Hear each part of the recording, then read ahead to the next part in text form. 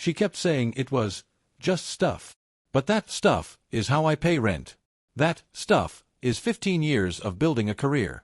Posted to r/pro revenge. I, 29M, never thought I'd be posting here, but after the past 3 months, I need to get this off my chest. What started as coming home early from a work trip has turned into a complete family implosion, a court case, and the end of my stepsister's engagement. Some people are calling me a hero.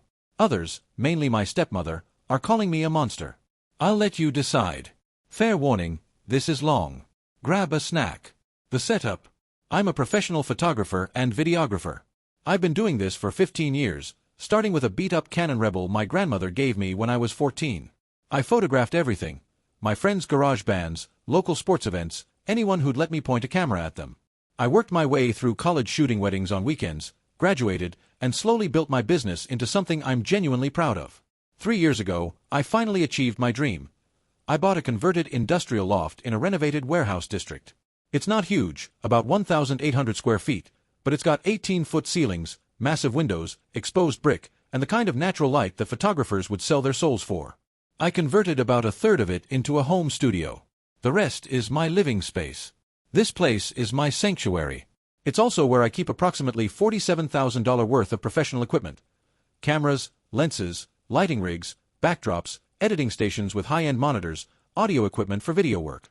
Everything I need to run my business is in that space. I'm meticulous about it. I have climate control, dedicated storage, insurance policies, and a strict no-shoes policy in the studio area. Enter my stepsister. My father married her mother when I was 16 and she was 13. We've never been close. Not hostile, exactly, but definitely not the sibling bond our parents hoped for.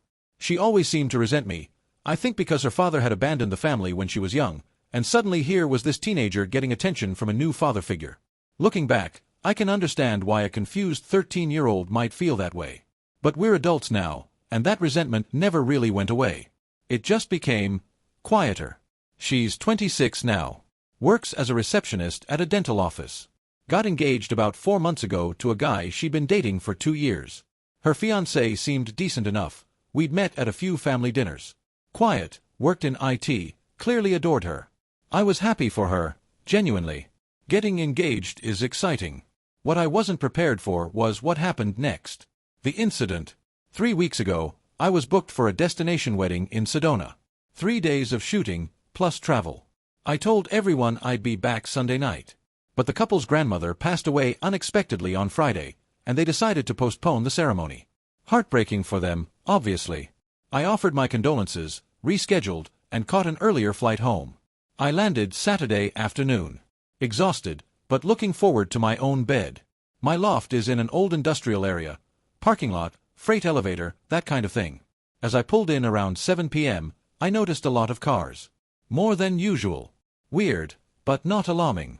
Maybe someone was having a gathering in one of the other units. Then I heard the music. It was coming from my floor. I remember standing in that freight elevator, equipment bags over my shoulders, listening to the bass vibrate through the walls, thinking there had to be some mistake. Maybe it was the unit below mine. Sound travels strangely in these old buildings. But when the elevator doors opened, I saw people spilling out of my door. My actual door. There were at least 15 people in the hallway alone, holding drinks, laughing. One guy was leaning against the wall smoking, and I watched the ash fall onto the concrete floor that leads to my home. I pushed through them. They barely noticed me. I was just some guy with bags. Inside, my loft had been transformed into a party venue. There were at least 50 people crammed into my space. Someone had pushed my couch against the wall. My dining table was covered in bottles and food trays. There were balloons everywhere. A banner hung across my studio area that read, "She said yes." And there, in the middle of it all, was my stepsister, wearing a white dress and a tiara, holding a champagne flute, laughing with a group of women I'd never seen before. I couldn't process it. My brain simply refused to accept what I was seeing. These strangers were in my home. My studio. Someone had moved my lighting rig, the one I'd spent 3 months saving for, to make room for a makeshift dance floor. My backdrop stand was propped against the wall like it was garbage. People were sitting on my equipment cases. I dropped my bags and walked straight to my stepsister. The moment she saw me, her face went through about 5 expressions in 2 seconds. Surprise, confusion, annoyance, and then, this is what gets me, irritation. Like I was the inconvenience.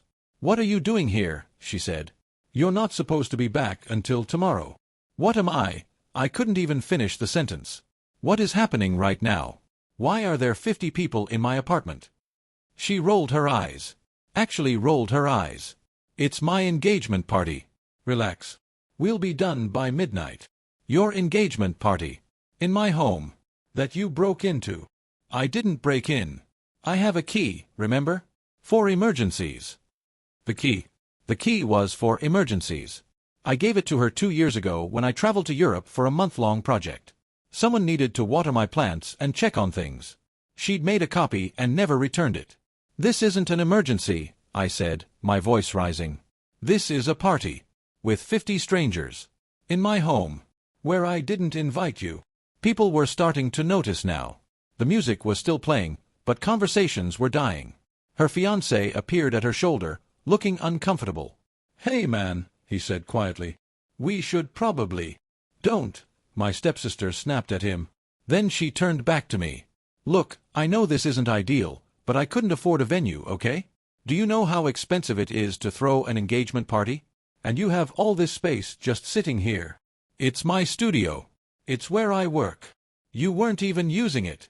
You were supposed to be in Arizona. That doesn't mean—" I stopped. Took a breath. Then I looked around at my studio area. That's when I saw the camera. My Canon EOS R5 with an L-series 24 to 70 mm lens. It was on the floor. Not in its case, not on a shelf, on the floor, near the makeshift dance area.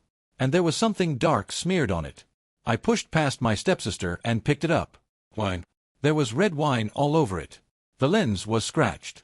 When I tried to turn it on, nothing happened. $4,000. Just the body was $4,000.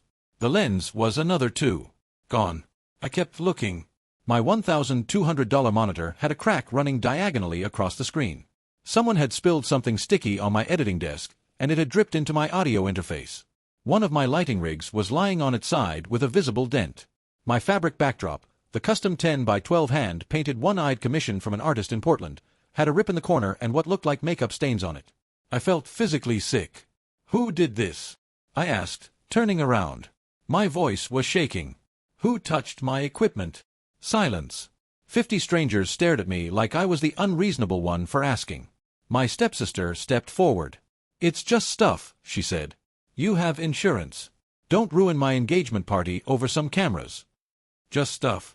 She kept saying it was just stuff. But that stuff is how I pay rent. That stuff is 15 years of building a career. Every piece of equipment in that room represented months of work, careful selection, meticulous care. And she dismissed it like I was upset over a broken coffee mug. "Everyone out," I said. "No. You can't be serious. I'm calling the police in 60 seconds. Everyone who's still here when they arrive gets to explain to the officers why they're in someone else's home without permission." The party dissolved faster than I expected. People grabbed their purses and jackets and headed for the door, shooting me looks that ranged from sympathetic to disgusted. My stepsister stood in the middle of the chaos, her tiara askew, her face red with anger. "You're ruining everything," she hissed. "This was supposed to be my night. You ruined it yourself when you broke into my home and let people destroy my livelihood." I did call the police. They arrived about 20 minutes later, by which point almost everyone had left except my stepsister, her fiancé, and a few of her closest friends who were helping her gather her decorations. The officers took a report. My stepsister kept insisting she had permission, that it was a misunderstanding, that I was overreacting. The police explained that having a key doesn't equal having permission, and what she'd done could technically be considered criminal trespass. Her fiancé looked mortified. He kept apologizing to me, to the officers, to everyone. My stepsister finally left, shooting me a look of pure hatred as she went. I spent the rest of the night documenting damage, taking photos, making lists. By 3 a.m., I had a preliminary assessment, roughly $12,000 in damaged or destroyed equipment, plus at least a week of lost work while I dealt with repairs and replacements. I didn't sleep that night. Update 1. The family fallout, posted 3 days later.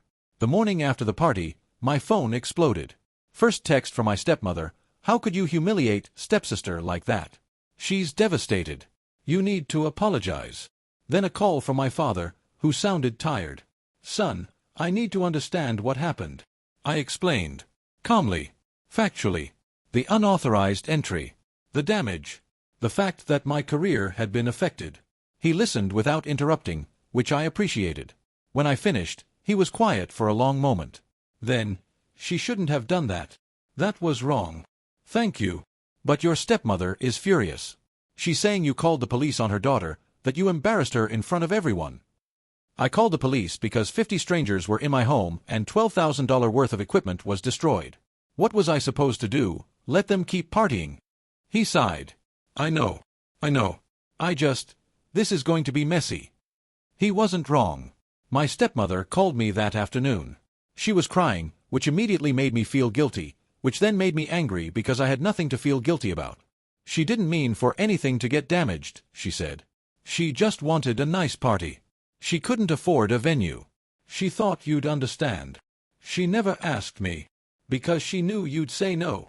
That's exactly the point. That's why you ask. If the answer would be no, you don't just do it anyway. You have all that space. You're never even there. It was supposed to be one night. My equipment is destroyed. I have to cancel shoots next week because I can't work. Do you understand that? She went quiet. Then, softly, she's my daughter. She made a mistake. A $12,000 mistake. Has she offered to pay for any of the damage? Silence. That's what I thought. I filed my insurance claim that week. I also consulted with a lawyer who confirmed that small claims court was an option. The limit in my state is $10,000, so I wouldn't recover everything, but I'd recover something. I also changed my locks. Update 2. The insurance and the lawsuit, posted 2 weeks later. Good news and bad news. Good news. My insurance covered a decent portion of the damage. After my deductible, I was looking at getting about $7,000 back for replacement equipment. Bad news. Insurance doesn't cover lost income, and the adjuster made it very clear that my rates would likely go up after this claim. Something about unsecured premises and third-party access. They weren't thrilled that someone had accessed my home studio with a copied key. So I was still down several $1,000s, plus the income from canceled shoots, plus the time spent dealing with all of this. I filed a small claims case against my stepsister for the remaining damages. The amount, $8,500, which included the deductible, lost income, and costs not covered by insurance. When she was served, the family reaction was nuclear. My stepmother left me a voicemail so heated that my lawyer said I should save it for the record. Key phrases included vindictive, cruel, attacking family, and you'll never be welcome in this house again. My stepsister texted me directly for the first time since the incident. I can't believe you're suing me. We're family. You're going to take me to court over some broken cameras? You're psychotic. I didn't respond. My father called me the day after. He sounded exhausted. Your stepmother is beside herself. I'm sorry she's upset. I'm also out $8,500. I know. I told her that. I told her you have every right to seek compensation.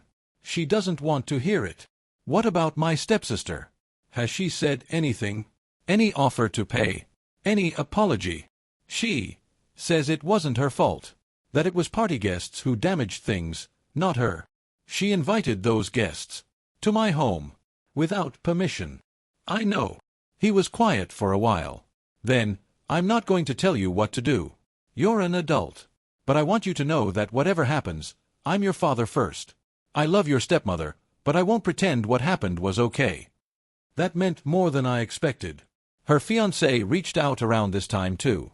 He sent me a Facebook message. Hey, I know things are crazy right now. I just want you to know I'm sorry. I didn't know she didn't have permission. She told me you said it was fine. If I'd known, I would have stopped it. I'm happy to pay for some of the damage myself. I actually felt bad for the guy. He seemed genuinely caught in the middle. I thanked him for the offer but said the lawsuit was against my stepsister, not him. He replied, I understand. She's really stressed about all this. She keeps saying you're being unreasonable. But between us, I'm starting to think she's not seeing this clearly. That message haunted me. Update 3, Court Day, posted 5 weeks later. Small claims court isn't like TV. There's no jury. No dramatic objections. It's a small room, a judge, and 2 people trying to explain their sides of the story. My stepsister showed up with her mother. Her fiancé wasn't there, which surprised me. My father came to support me, which surprised my stepsister. I saw her face fall when he walked in and sat on my side of the room. I went first. I presented everything: photos of the damage, receipts for the equipment, documentation from my insurance company, a log of the cancelled shoots with estimated income loss, the police report, a timeline of events. I was calm. Professional. I stuck to facts. The judge asked me, "And you never gave the defendant permission to use your residence for an event?"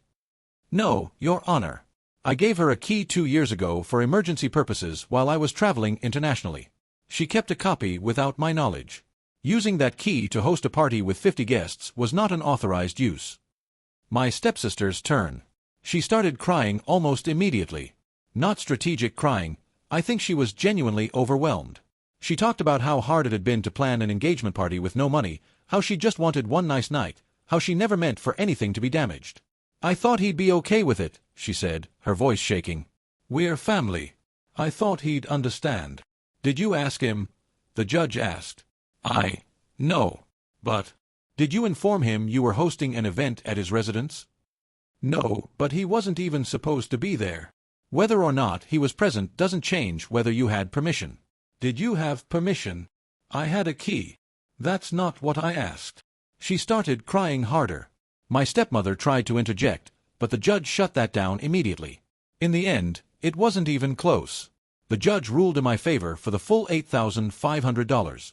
He also delivered what I can only describe as a lecture. Having a key to someone's home does not give you the right to use that home without explicit permission.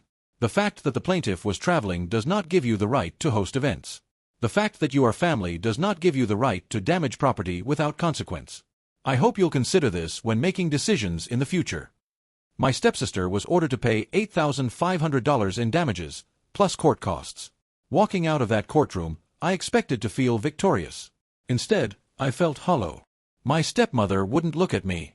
My stepsister was sobbing. My father put his hand on my shoulder but didn't say anything. I almost felt bad when the engagement ended. Almost. Then I remembered she still hasn't apologized. Update 4. The engagement ends, posted 7 weeks later. I found out through my father.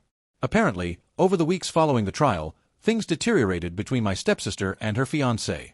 The version I heard, and I'm getting this secondhand, is that he'd been trying to get her to apologize to me, to take responsibility, to work out a payment plan for the judgment. Her response? She refused. She doubled down. She kept insisting I was the bad guy, that I'd attacked family, that anyone who sided with me was a traitor. She demanded that her fiancé cut ties with me too. He apparently said something like, "I'm not going to pretend your brother did something wrong when he didn't." He called me her brother. We've never been that close. It was oddly touching. The final straw came when she suggested they shouldn't invite my father to the wedding if he was going to take sides. Her fiancé pointed out that my father hadn't taken sides. He just acknowledged that what happened was wrong. "That is taking sides," she apparently said. Her fiancé looked at her, really looked at her, and said, "I'm starting to think you don't know how to take responsibility for anything." The engagement was called off 2 days later. I won't pretend I didn't feel some grim satisfaction. But honestly, it was mostly sad. I didn't want her relationship to end. I just wanted my equipment replaced and an acknowledgement that what happened wasn't okay. My stepmother called me after the breakup. This was the only time we spoke in weeks. "Are you happy now?" she said. Her voice was flat. "Dead. You destroyed her engagement. You destroyed her life. I hope it was worth it." "I didn't destroy anything. She made choices. Her fiancé made choices. Those choices have consequences. You could have been the bigger person. You could have let it go. You could have handled this like family. Family doesn't break into your home and destroy your livelihood. Family apologizes when they make mistakes. Has she apologized to me once? Even once?" Silence.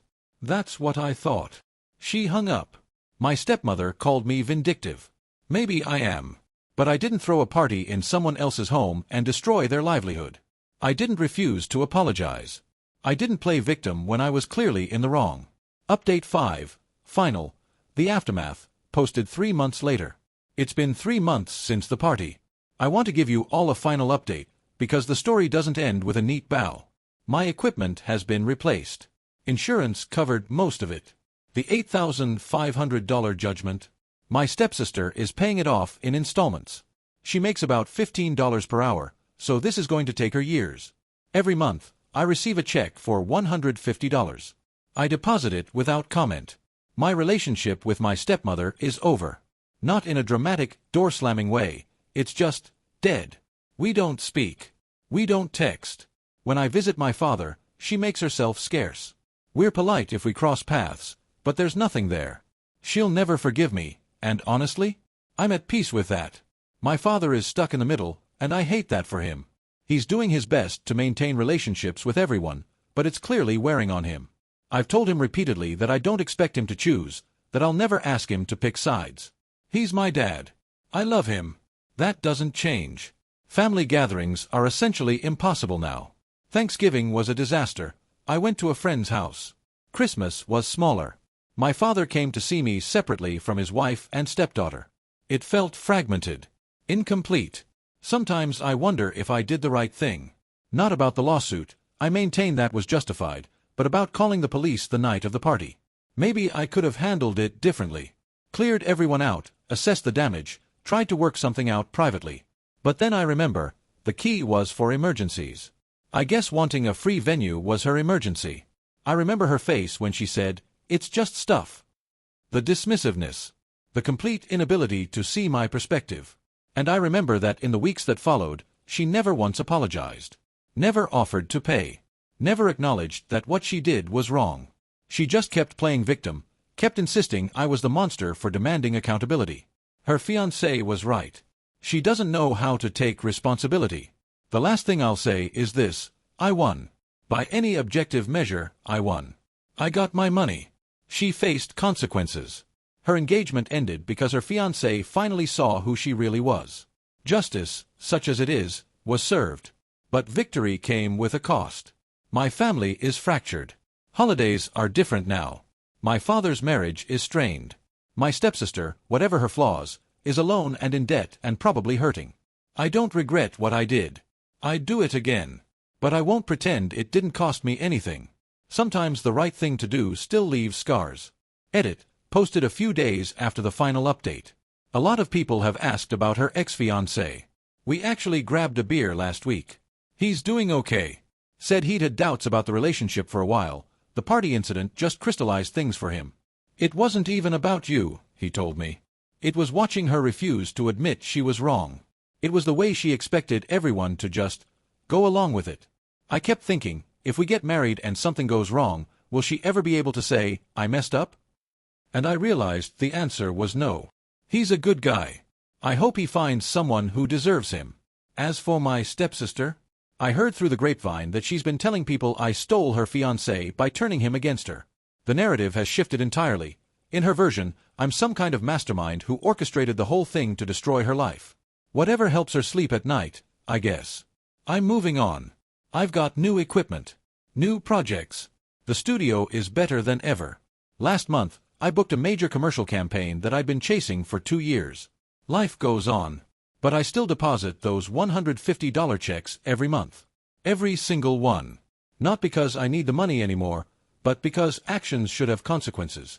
Because, sorry, shouldn't be so hard to say. Because that stuff she dismissed so casually was 15 years of my life. She's paying for it now. Literally. And she still hasn't apologized. TLDR. Stepsister used my emergency key to throw her engagement party in my loft without permission. 50 strangers destroyed $12,000 plus in photography equipment. When I caught her, she said, "It's just stuff," and demanded I not ruin her party. I called the police, filed an insurance claim, and sued her in small claims court. Won $8,500 judgment. Her fiancé saw her true colors during this whole mess. Her refusal to apologize, her victim mentality, her inability to take responsibility, and called off the engagement. Now she's single, in debt, and still blaming me.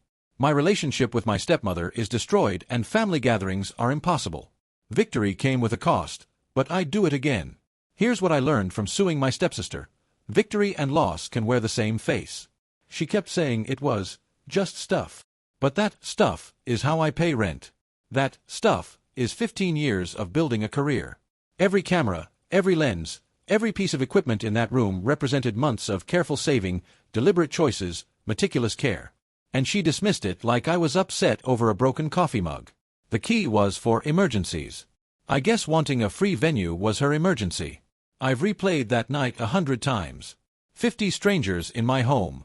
My $4,000 camera on the floor with wine soaking into its circuits.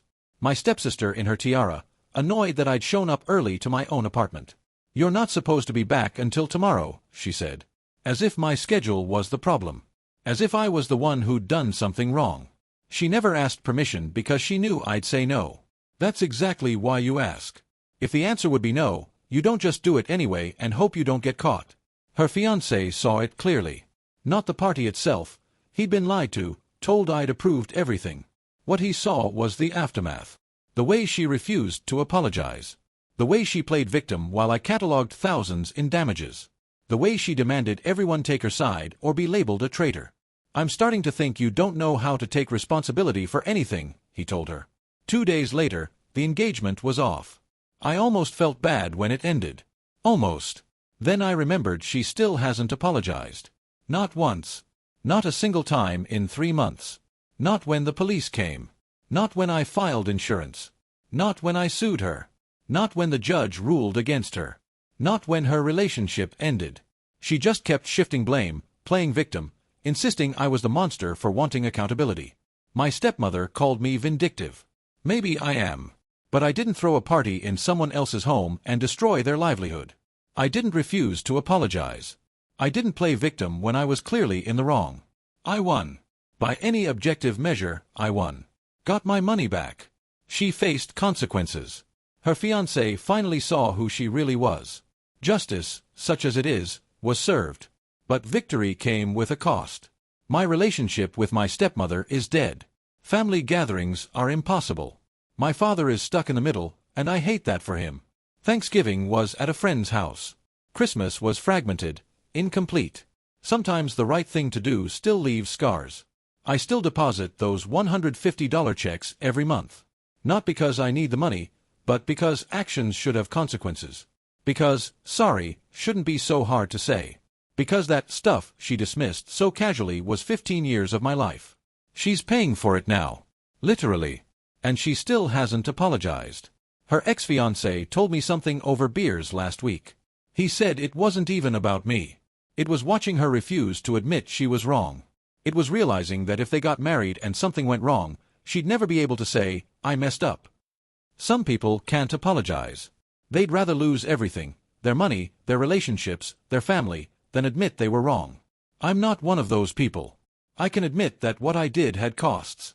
I can admit that my family is fractured now. I can admit that victory feels heavier than I expected. But I'd do it again. Because some things matter more than keeping the peace. And accountability is one of them.